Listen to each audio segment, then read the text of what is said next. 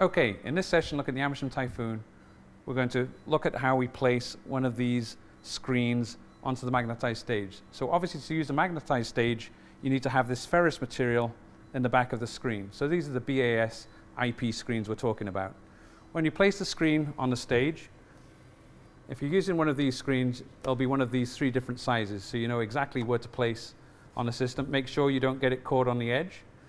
If you're worried about having very faint signal in here, you could always dim the lights or totally put the lights out in the lab. Most customers don't, but it's something you could take into consideration. This stage is quite heavy because of the big magnet in it, but we're going to take this over to the Amersham Typhoon. We're going to open the door on the instrument, then we're going to flip this over so that we can insert the stage on the runners into the machine here.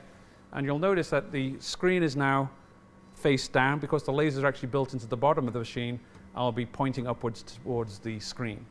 You want to make sure this clicks into the instrument. You'll see the top of these 2 triangles. You want to see the apex of those. You know it's fully inserted.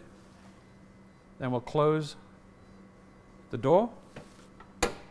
And then we'll set up, as you saw in the control software, how to create a scan for doing storage phosphor work.